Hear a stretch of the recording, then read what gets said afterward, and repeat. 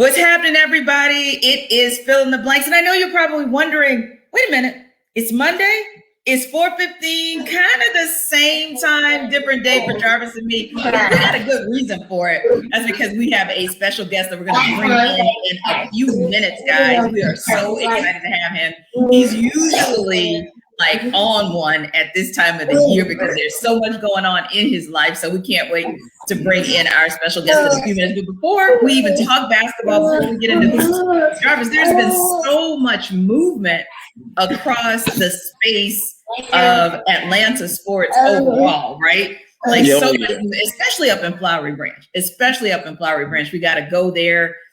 It's like, where do you begin? Because on one hand, you've got some great news in terms of just the willingness of a Deion Jones, as we found out in the last 24 hours, that he restructured his contract to add a little salary cap space for the Falcons, which is incredible. He's not losing anything. In fact, that kind of puts him in a positive space in 2022. It might be bonus money for $4 million, but it is still guaranteed. So he's definitely not losing anything. But Jarvis, we know, especially I think you called it when we were in pre-production, where the Falcons are in a situation where they're basically going to have to go bargain basement in terms of players. And I know I've called it as well as I've called it salary cap purgatory. So, but moves like this allow you to then be able to pick up guys like a Barkevious Mingo or Mike Davis, if you will. And it allow even today picking up an O lineman that'll help you just in terms of being able to essentially protect Matt Ryan. Yeah. And that's the thing, like where when you think about the Atlanta Falcons, they are jumping on those guys where they have a position of need. Think about Marquise Mingo, although he's probably going to be more of a special teams rotational guy. Sure. He's going to be that rush guy, that outside linebacker that you're going to need. You need more need bodies when it comes to throwing guys at the quarterback and trying to get to them on third and longs, so he can get off the football field. So, and also when you think about a guy like Mike Davis, that's a position of need as well, running back. Huge. Although you have oh goodness. I just had brain freeze. I know, because there's so many of them. Like, where do you go, right, Jarvis? There's so many moves. Yeah, no. Yeah, I hear you. When you have not as much experience, in that running back field, you have guys that either haven't proved themselves or they've proven that they don't.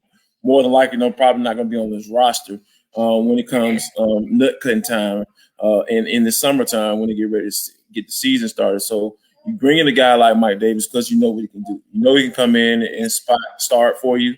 You know he can come in and be productive. You know he can be your lead back, from time to time. So what that signing tells me is that they are probably going to look to get a guy that can be the long-term answer at that position in the draft.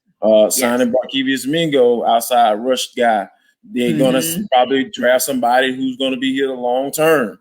They can be a long term answer for in that spot. So when you think of all of these signings, it just tells me that, hey, we're going to get the depth in the free agency because it's cheap. Yes. And then, hey, now that we have the allotted monies to sign our draft class, hey, we're going to go get guys who can play a lot of snaps for us and also be productive as well.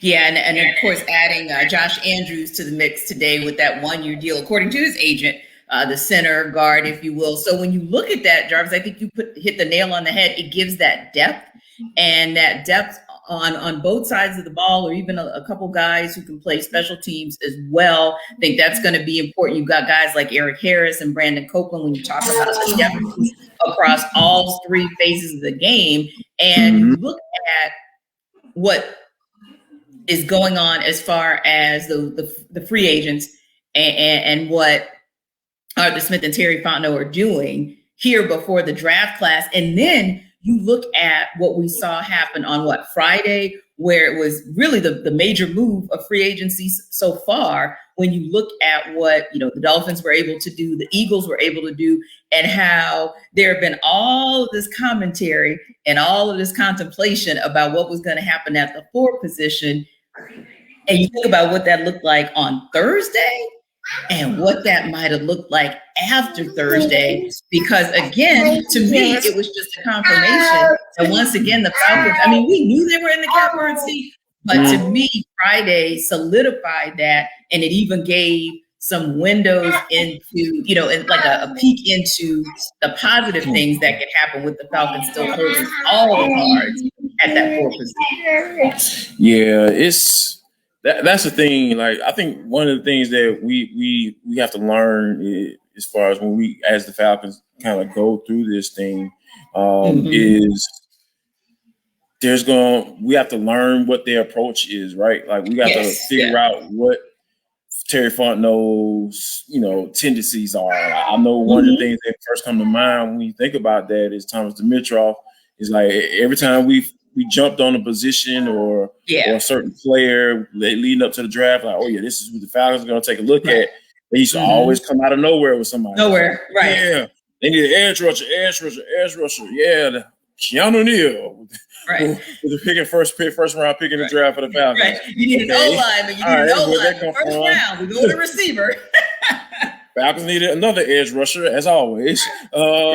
Calvin Ridley with the first pick in the might have been halfway okay, but you went Calvin Ridley. And don't get me wrong, game changer, but to your point, we just never knew where he was going to go. I think you look at Terry Fontenot's track record and you see a little bit more consistency in terms of the moves he made as the assistant GM, of course, with Mickey Loomis, over with the Saints. And you see what I'm encouraged by, Jarvis, and you actually made a good point that I wanted to just jump on before we switch gears, and that is sort of the backstory to the bargain basement free agents that Terry Fontenot is going after versus, say, the bargain basement free agents that Thomas Mitchell is after. I do think that the track record that we saw from the Saints over the years, they had a few bumps here and there, but for the most part, for their track record of seeing those jewels in free agency, I think they've had a better track record than what we saw to Thomas Dimitroff. So while you're still maybe seeing those 1-year prove-it deals, or we'd even say, a 2-year prove-it deal when it comes to Mingo, it's Terry Fontenot's track record of being able to see the jewels at bargain basement. To me, Jarvis, that's encouraging maybe for this upcoming season.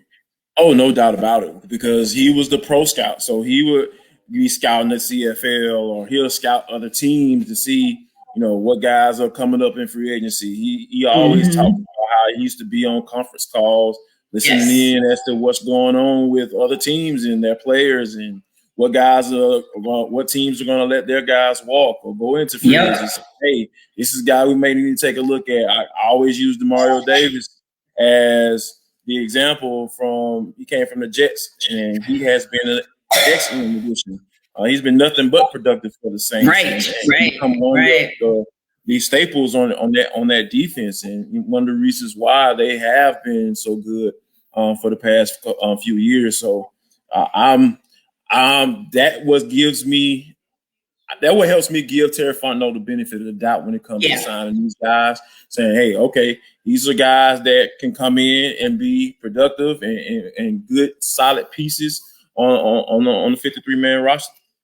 Yeah, and another one who has had some success with sort of the 1-year or the 2-year prove-it deals, taking away, of course, the one hiccup last season at pitcher. But other than that, Alex Anthopoulos is another one who's seen some diamonds in the rough and been able to really get the best out of guys 1 year, 2 year, that sort of thing. So you're looking, of course, at the Braves just one more game, really, because they wrapped up the game against the Red Sox today, a loss, but no worries. That's not even what they're about right now. It's really just about getting that pitching staff and getting that pitching rotation just climbing in terms of the innings that they're pitching, right? So that's really what it's been about for these last few days, or to take a look at somebody like an Alex Jackson and kind of see what your backup catcher can do for you. They got the Red Sox tomorrow. That's your last Grapefruit League play of spring training, and then it's the regular season. And Jarvis, we talked about this on the morning show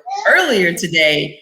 Yeah. They're going to kick it off on the road, 3 games up in Philly, and then follow that with 3 games in DC. And I got to tell you, Max Fried, of course, got the nod for opening day starter.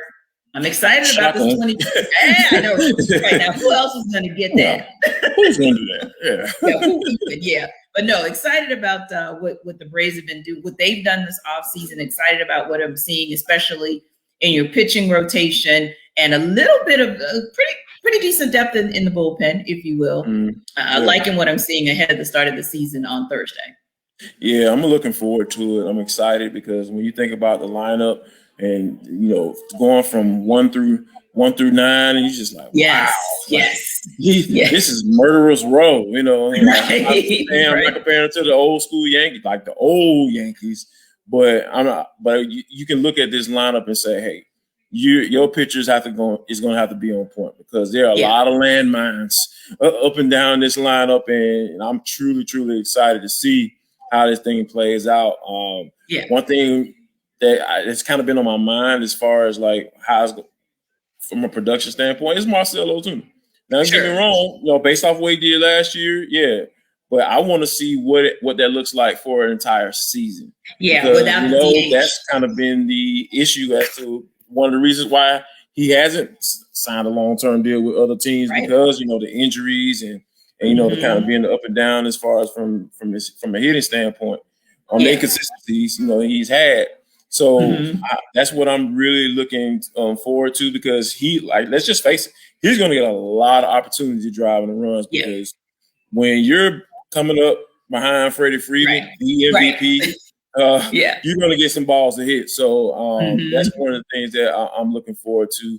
And also nephew running, like, can he continue to can he get that 40-40? Sure. Be that dude, be one of the top 2 players in MLB, like really make a name for himself and kind of solidify. And then as the season goes along, which is I try not to get this too far down the road, but like, all right, we need these bats to wake up in the playoffs and stay woke. Yeah, and stay woke. Right? Like stay woke in the playoffs. So like I said, that's another conversation for after the All-Star break. Because that's what we're look forward to right now. Because regular season, they should win this division. Like that's the expectation right now, right? Back to back, these champs. So we are 3 times at a space now where we have to hey, in the East, all right, that's a given. Now it's time to let's get right in the playoffs so we can go and finish this thing out. Yeah, because at this point, even though you look at many of the splashy off-season moves that were made, especially by the Mets, some by the Phillies, and you look at the Nats and what they've been able to accomplish, it's almost like the Braves have kind of been flying under the radar, maybe nationally, but here locally, the expectation is, it's a given that you're going to win the division. We need to have some conversation about how you're going to get over the hump because we're looking at the Dodgers and you're seeing them continue to just reload. So the question is, how are you going to do that? And one of the things I'm hoping for as well is really that I think it's going to be a key factor. Well, actually 2, I'll say this and then we'll bring our special guest in. But I think one factor is going to be health. And we just don't know how that's going to play out because here in spring training, you got a little bit of a scare with Ozzie Albies having been out back-to-back games. But then he came back and, all was okay. And so you're hoping that you're going to get a healthy Ozzie Albies, and you're certainly hoping that you're going to see Dansby Swanson be healthy. And to your point, just for him to be consistent across time. And I think that those are 2 of the things I want to see. And Mike Soroka, do we get the ace? Do we get the Cy Young candidate back to form? So if you get all of those things coming together, especially after Memorial Day, that's definitely where it's going to get exciting. And I see that our special guest might have dropped off for a second. You know how sometimes you have those difficulties. So we're going to give him just a moment to come back in. Let's just make sure that he is okay. And that he didn't get some kind of shock offline about, oh God, did another team get checked out of the NCAA tournament due to COVID? Right. There he is. Okay. Yeah. Yeah, because I was thinking to myself when I didn't see, Deshaun, when we didn't see you, it's like, oh. Did Deshaun get a breaking news situation where somebody is tapped out due to COVID or some team is tapped out due to COVID? But anyway, I know exactly what happened. He doggone said, man, y'all talking too much baseball, man. Let's get to this round ball. Let's go. Baseball. They told me I was going to man. It's my season, man. What are you doing? Right. Told me like he chin checked me earlier. We don't say tip off in basketball. You put kickoff in the text. Man, autocorrect put kickoff in the text, okay? It's the South. We talk about football all day, every day. Even autocorrect did kickoff versus tip off. That's how real the struggle is here. But anyway, Jarvis and I are always excited to welcome in our family. Always 99 the game family, always and forever, but also a college basketball savant, if I ever knew one, analyst, insider, college basketball. Take hoops. What's happening? I appreciate you guys for having me on. I guess I should start out by saying Merry Christmas because it's Christmas time. So I had to make sure specifically for Jarvis, just in case he forgot what time of the year it is. I had to make sure I brought my hat out for him just to confirm it all. So no, I'm excited, and I don't have to tell you guys, I'm definitely, in my element, ear to ear, and just, appreciative, overly thankful and grateful to come on with you guys, and looking forward to some of the games that is going to be taking place over the next 24 to 48 hours. And then it's on to Indiana next week. So I'm pumped. Shocker, right? Well, you know what? Well, Sean, I'm actually kind of I'm starting to get a little bit ramped up a little bit. Because I actually for the first time, really got a chance to just sit down and watch a game, an entire game. Because, as college basketball season goes through, how important the NFL is, man. We got to stay tuned to what's going on with that. But once this tournament gets going, though, man, I start to get locked in. So when I got a chance to watch Baylor, man, that Baylor game really intrigued me, man, because when I think about hearing about them being the number one seed throughout the regular season, and you start to hear about Baylor, and then I actually get a chance to sit down and watch those guys. Yeah, you see why they're a number one seed, but give me your explanation as to why they'll make the Final Four. I mean, I think it's more so about the fact of first who's left in their way. I mean, Arkansas has had a really good season, particularly at the tail end. It's crazy to think about the fact that they, Arkansas, that is, along with so many other teams where you can really put a finger on how good some of those teams have been. I mean, the most consistent and persistent ones all year long has been Gonzaga, Baylor, and Michigan. And everybody else has just kind of been underneath that. But have looked good at times and have not looked so good at times. And while Arkansas has definitely looked good down the stretch, they're more so, I feel like their luck has kind of run out to an extent because so many of their games since they've been playing in the NCAA tournament has been so close, and they've just found a way to squeak out of that. And you know how it is when you're playing with fire, mama tell you, don't go close to that stove. Don't put your hand on that stove. After so many times you don't listen and you put your hand on that stove, you get burnt. I think that's what's going to happen with Arkansas in the game tonight. And Baylor's just a team that's just really physical. They got the dogs out there, and while they're not necessarily one of the bigger teams in college basketball this year in terms of size and height, more so than anything, this goes all the way back to last year. They still have a chip on their shoulder. Last year, the best teams in the country being, Gonzaga, Baylor, San Diego State, and Dayton. Two of those teams have kind of picked up where they last left off, and Baylor is one of them, and they're trying to show that last year wasn't just a fluke. Yeah, and Deshaun, I definitely want to come back to, because I don't want to disrespect the other game tonight, which is Oregon State and Houston. But on the same token, like Jarvis said, kind of knee deep in football, but also knee deep in Hawks.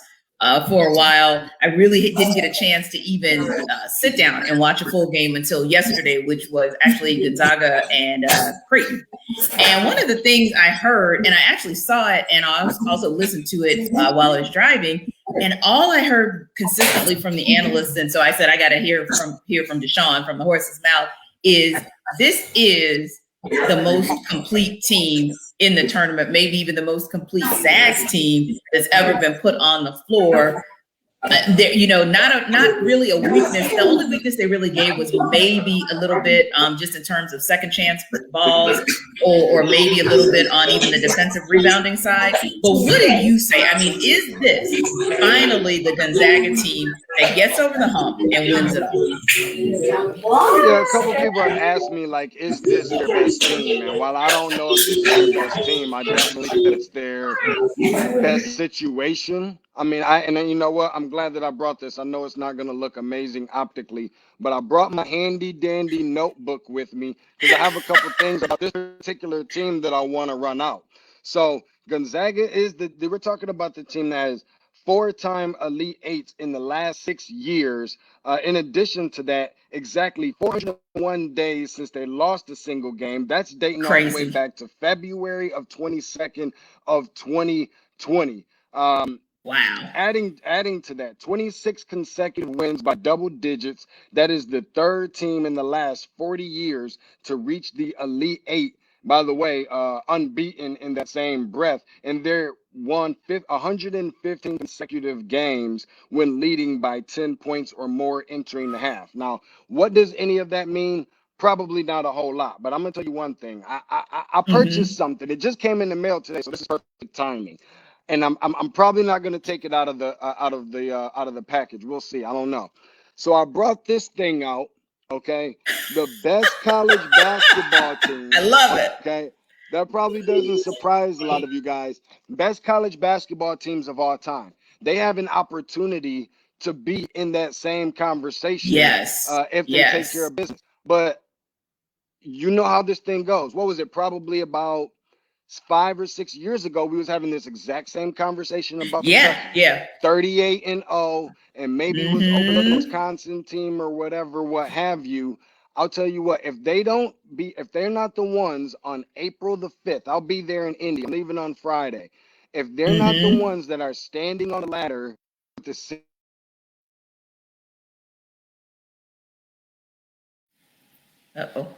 Did we lose you, Deshaun? Yep, somebody was just trying to jump in. I said, no. They trying to get in between. We're not doing that. We ignoring everything because I got to get this information to these people. Yeah, they need to understand. No, they overstand. But if they're not the ones that are standing on that ladder with the scissors in hands, I'm gonna tell you right now, you don't have to worry about me taking them in another bracket. They can be in the PAL recreational church league.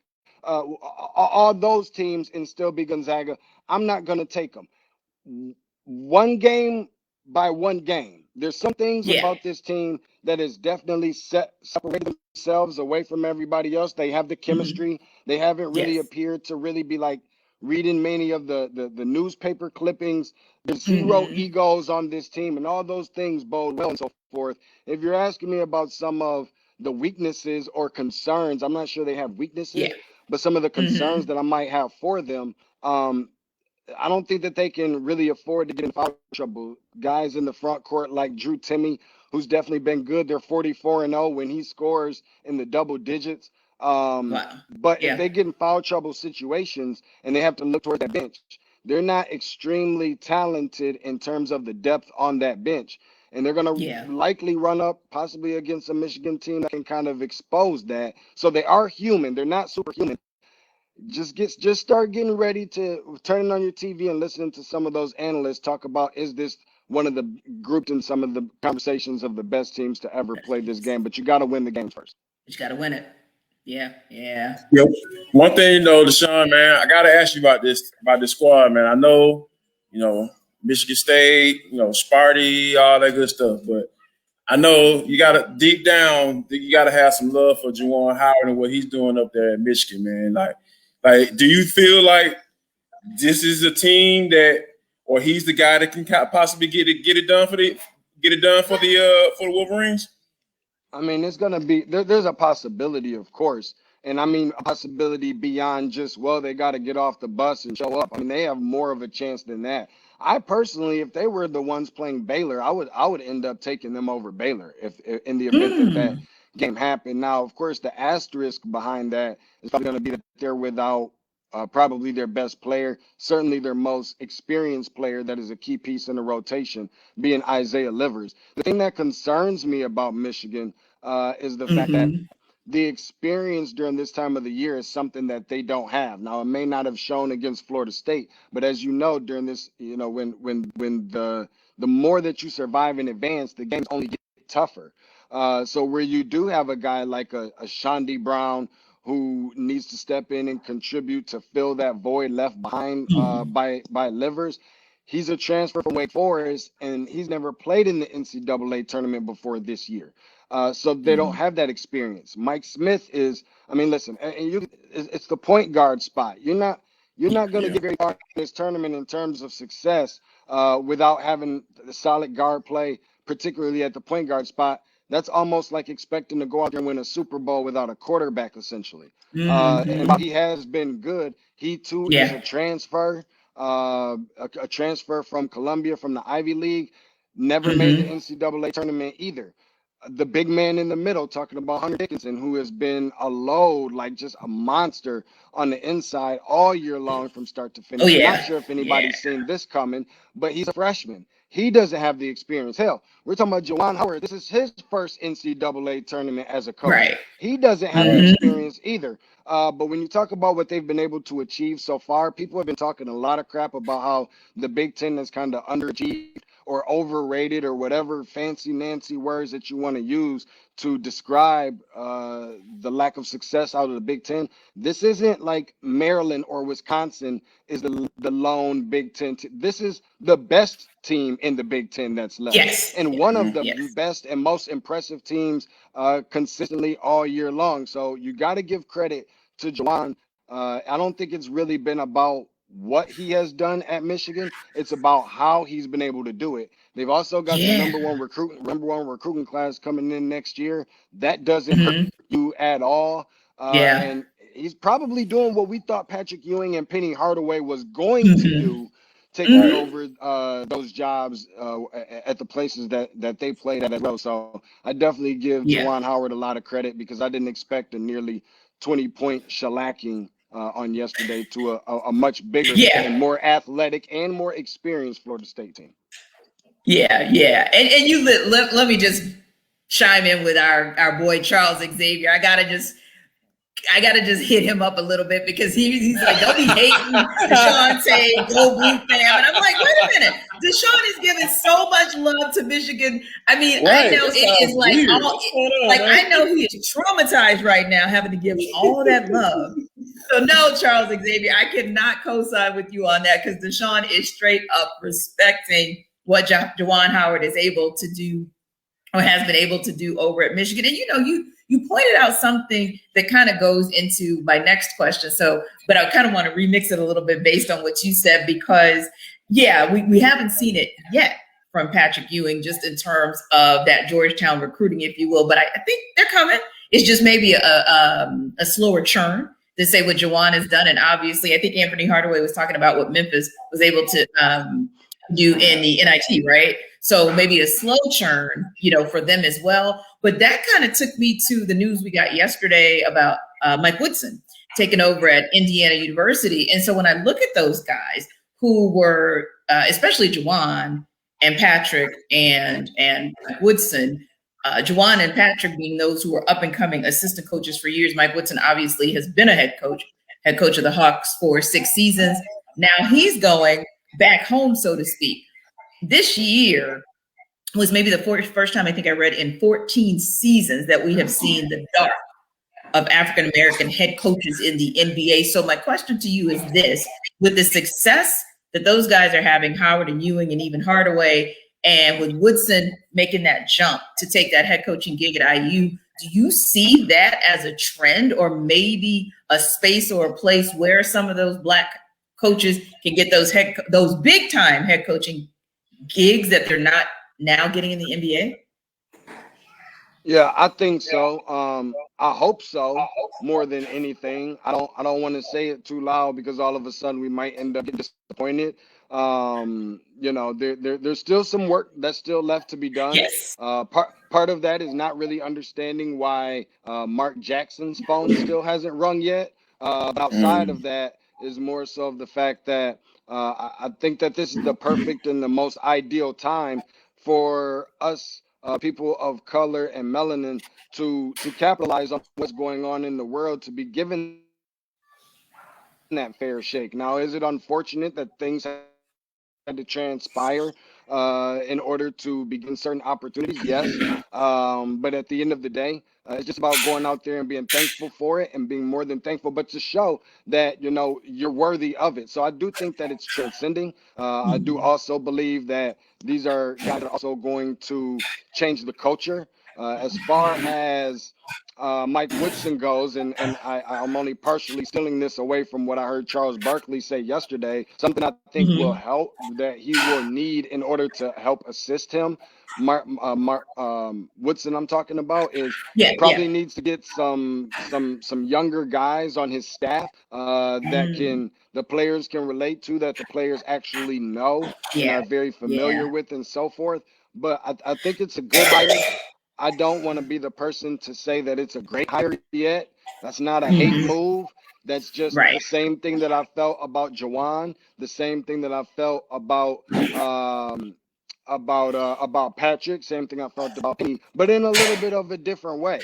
I felt comfortable with the fact of saying that Juwan, Penny, and Patrick were all, I knew who they would be from a recruiting standpoint, but I didn't know who they were going to be from an X's and O's standpoint. This is not the league. This is college, where you have to be able to relate to a lot of these kids and what's happening and so forth. And that's why I think one of the reasons Juwan has been so successful, because the kids can relate. Now, it's a little bit different, I think, for Mike Woodson, because my questions isn't necessarily so much about what he can do from an X's and O's on the clipboard standpoint, as much as it is how much kids can relate to him, and that he can relate to kids and from a recruiting standpoint. So I think that those are some of the little difference makers.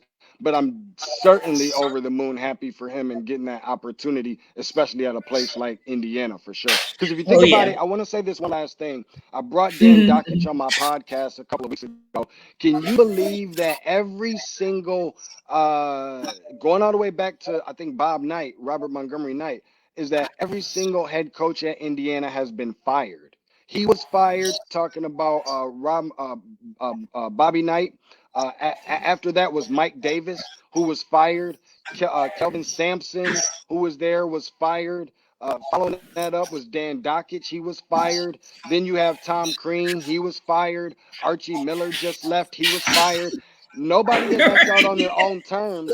Nobody's left out on their own terms. So you can only imagine that word gets through to different coaches. Same way, just like in the NBA. If a player feels like they were deserving of a cup of coffee, I think that kind of goes back to Paul Millsap, maybe, when it came to the Atlanta Hawks, being more than worthy of at least a cup of coffee, but didn't necessarily get that. Word gets through to other players, and they may not necessarily want to play underneath that umbrella, at least sour taste in the mouth. And that's kind of similar, probably, to how it's been for some of these coaches at IU.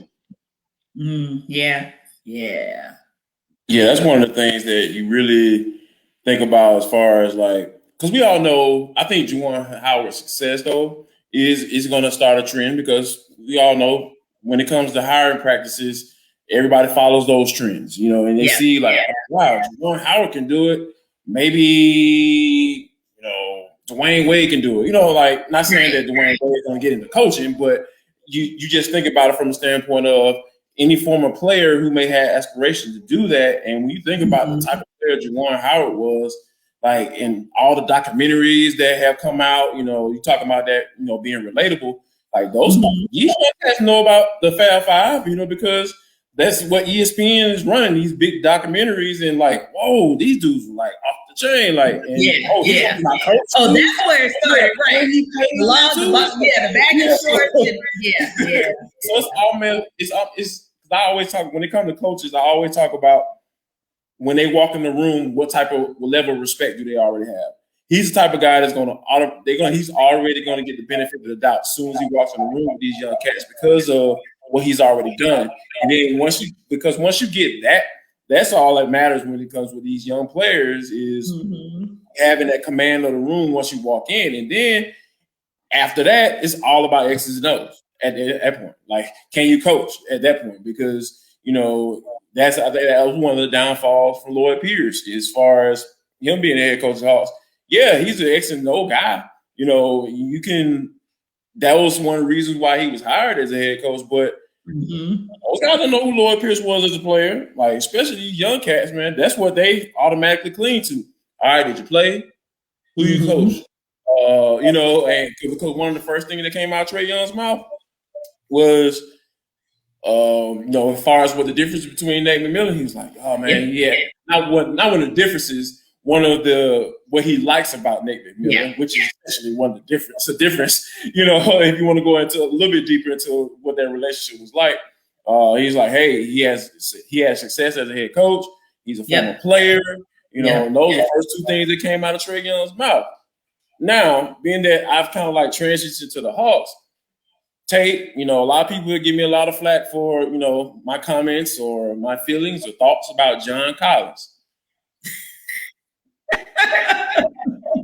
You're a hoophead through and through. Man, just give me when you watch John Collins, what does Deshaun Tate think when he sees John Collins on the court? I'm gonna be honest with you, man. Like that it's crazy because, I remember when they drafted John Collins, and I didn't think that it was really a great pick at all, honestly. Not that it was terrible, but it was, you could really argue it too much because of who else was kind of like left on that board at the time. And when I saw him come in his rookie year and doing what he was doing, I mean, he definitely exceeded my expectations. And then furthermore, it took it another step in his second year, and then took it another step his third year, with the exception, obviously, is going to be the 25 games and so forth, whatever, of having to sit out. But the thing is when you start talking about the money aspect of it, I think that puts a little bit of a different twist on. I'm not in his pockets by any means. But when you look up the definition of max player, you're probably not going to see John Collins' face pop up. Right. In that same token, I think that we can say that about a lot of other players that did not contribute what John Collins has contributed, and expecting to get more money, and was giving it, and it was giving a lot more than his asking price. So I obviously see more than a good player, more than mediocre, a really good player for sure. A great player, no. I don't feel like you have to be a great player to be at this level. You're great enough if you're able to make it, looking at the percentages of those who do and played before they got to the NBA and those that don't. And are there things that he can work on? Yes. Everybody in the league, with the exception of maybe a handful of guys or so, and even then is questionable, can also be working on certain things to develop their game.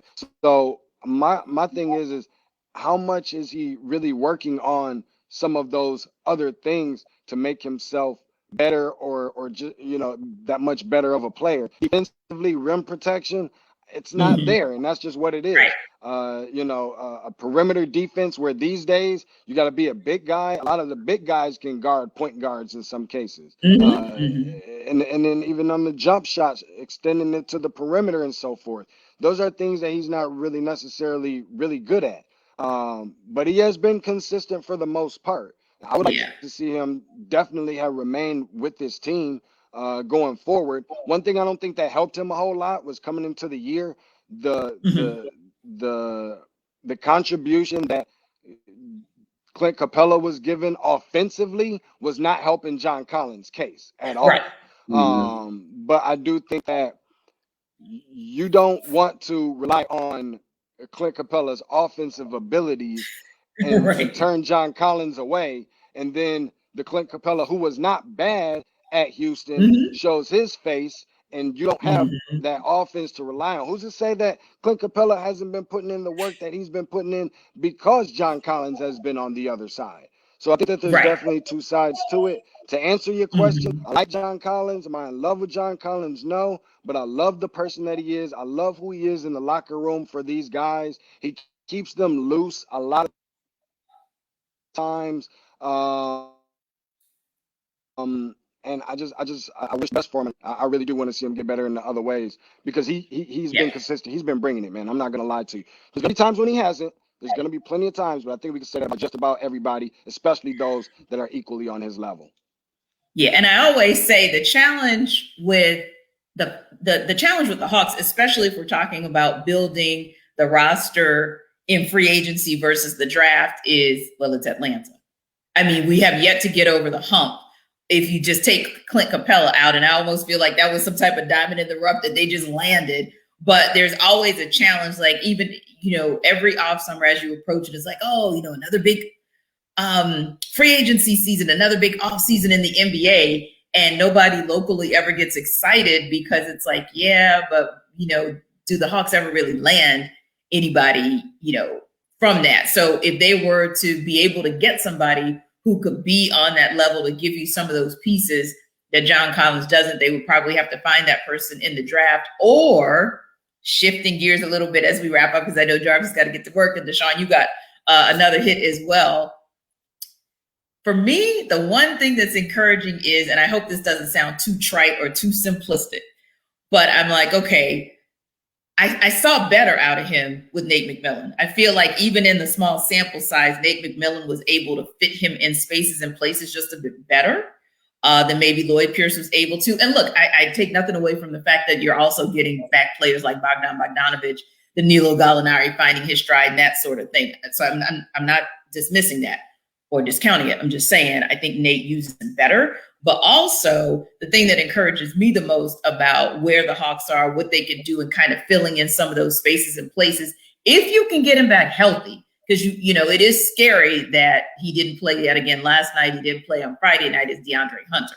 Because for me, by far, taking nothing away from Trey, John, Clint Capella, or whatever, but if I got to look at the real MVP, the real MVP, to me is DeAndre Hunter. If you get him back where he was before the right knee injury happened.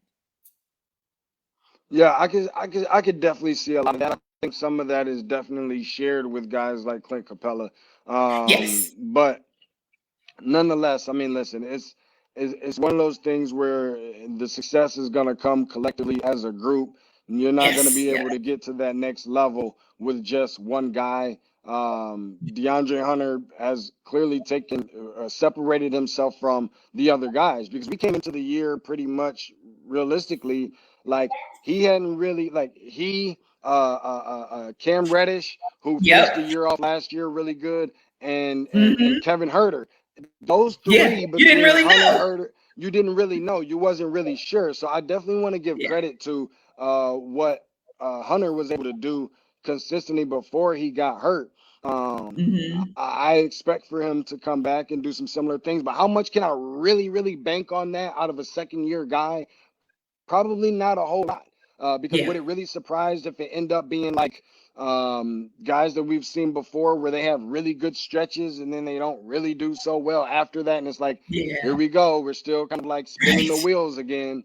That wouldn't surprise me. Now, that's clearly not something that I want to happen, because I think once you have more of a foundation and base with this team, then it helps everybody else out. The outlier here probably is Cam Reddish more than anybody else right now, but true. And I don't know how much is helping that Lou Williams is on the team now. But can't forget Lou Will. For sure. But nonetheless, listen, I mean, Hunter is an intricate piece to this puzzle, as all of them are. I just want to see this team do well enough to a point where we don't have excuses. We don't have, Trey maybe feeling like I'm not getting, the help or whatever. And John Collins, you can kind of take that cloud that's over everyone's head away, to where you have to focus on contracts and everything else. You can really lock in, because the next thing will be, if this team doesn't accomplish what the ultimate goal is, at least for them at a ground level, which is to make it to the playoffs. I don't want to hear, well, the distractions because of Collins and this guy was hurt and that guy was hurt and then Rajon Rondo and then Lou Will came in and all of that. I just want to see them lock in and be laser focused. Yeah, that's the one thing that concerns me that you mentioned is, and I think that's a huge piece as to where this team is headed in the next 5 years, is Trae Young feeling like he doesn't have enough help, because we all know how that could end. And especially with what agency he's with, we know that can easily be fixed. And I don't think this city can handle that. And I don't think I can handle that because, being a native Atlantan, I don't want to see that happen. Because you see those other markets that has happened in, and it's just not pretty. It's not pretty at all. And it's never good for the team that loses a guy like that. So let's just hope that they continue to ascend, they make the playoffs, and a guy like DeAndre Hunter can, continue to be better. And if John Collins is on his team, he can be a little bit more consistent as being, showing and proving, continuing to prove that he is a max guy. And because however many people may feel how I feel about John, like, I want to see him do well, because, hey, if he does well, the team can win. So I'm not rooting against the team. I just want to see that consistent thought that he has on the court. You think you're a max player? Show it every night. That's all I ask. No, and give us that extra level. No, I'm with you on that. I think that John has been a person, if you looked at what the realistic expectations were for him coming in, I think that most people would agree and say that he's exceeded those expectations over the course of 3.5, close to 4 years. And I'm not speaking for Trae by any means, but I still like to think that, his mindset right now probably is a little bit more leaning towards, well, this is a little bit more like it, talking about Lou Williams, because I have a good feeling that while they look like they improved on paper, when you went and got Bogey and when you went and got Gallo and Chris Dunn and all these other guys, Tony Snell, we brought you some help. We brought you some help, and we brought you this much more help. But that's not really what I had in mind when I was saying that I wanted some help. And I think that the first step to that was bringing in Lou Will, and there are going to be some question marks in terms of where they're going to find the defense. I hope that Lou, especially being from here, I hope that it's more about winning games than it is chicken wings and everything else. But the research, seriously. But the reality for me with that is the fact that I'm kind of curious to know what kind of example he's going to set for some of these younger guys in the locker room, because they're looking up to him. He's the experienced guy. He is the veteran, and they're going to be paying really close attention.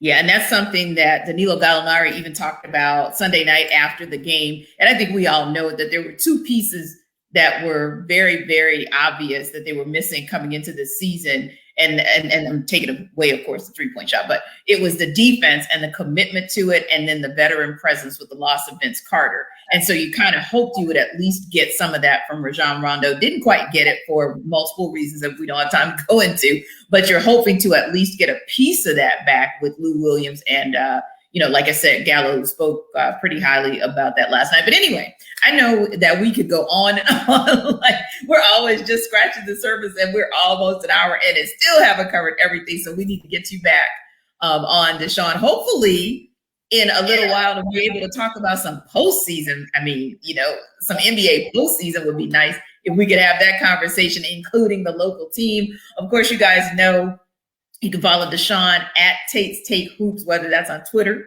or Instagram. Deshaun, when's your podcast? When do you typically come through on the podcast?